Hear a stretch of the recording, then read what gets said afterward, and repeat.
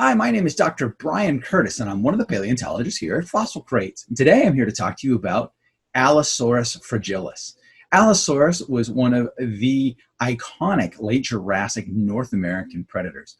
We know this theropod dinosaur from basically every bone in its body, thanks to a place called Cleveland Lloyd Dinosaur Quarry, as well as some incredible specimens that were found, such as Big Al, which was named not because of its size, but because over 80% of the skeleton was found articulated, and Big Al 2, which had even more of the material discovered of the skeleton. So we actually know 99% of the Allosaurus body.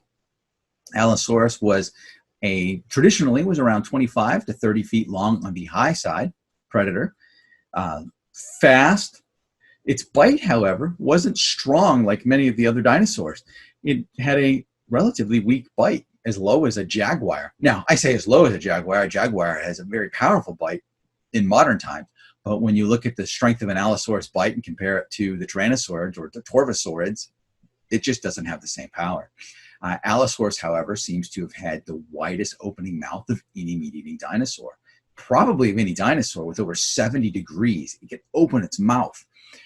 Why? No one knows. My favorite hypothesis of it, though, is that it would open its mouth wide and it was loaded with teeth. Allosaurus had dozens and dozens of teeth in its mouth, and they were all sharp. And it then would open its mouth and then meat tenderize and hatch it away. Sounds outlandish, and nothing does that today, but it's possible. It's certainly an innovative idea, and it's one that we can test because Allosaurus's neck was very strong. So the thought is it could throw its head up and down rapidly. And if you open that wide, you could get your big, vicious, sharp teeth and just repeatedly puncture. But Allosaurus didn't have just sharp teeth. Allosaurus had one of my all-time favorite claws. And here is the Allosaurus claw. This comes in the various Allosaurus and classic Jurassic crates. This claw would have been covered in fingernail and would have been absolutely enormous, probably 8-9 inches long on a giant one. These claws were unbelievably sharp in life, and it had a couple giant claws. You can see it behind me, one on each hand that was exceptionally large, and then a couple smaller claws. It had 3 claws on each hand.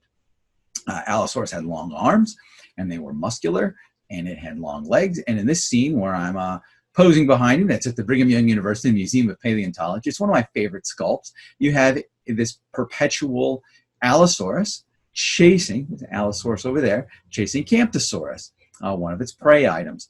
And Camptosaurus is running and Allosaurus is twisting, and they're both in this beautiful artistic mount. And this was done decades ago.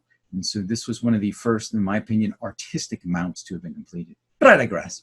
So Allosaurus is one of the very common dinosaurs that is found throughout the Morrison Formation of Western North America. There's also Allosaurus known in other parts of the world, like in Europe.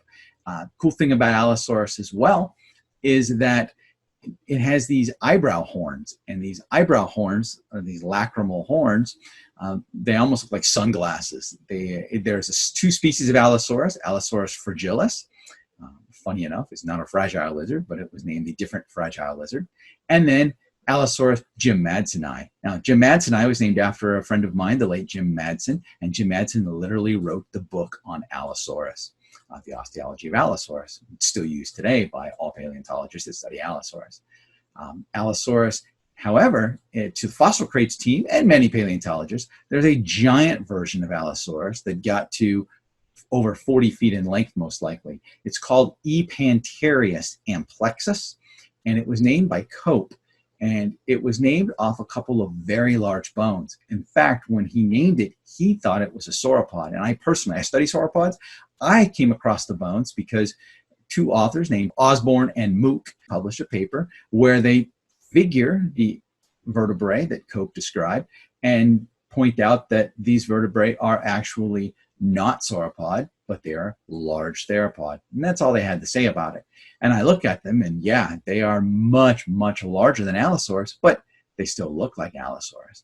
So some folks have called E. Panterius its own genus, but most of the paleontologists today look at it and say that it's likely a supergiant Allosaurus. Now, it's from a different part of the Morrison Formation than when most of the Allosaurs are found.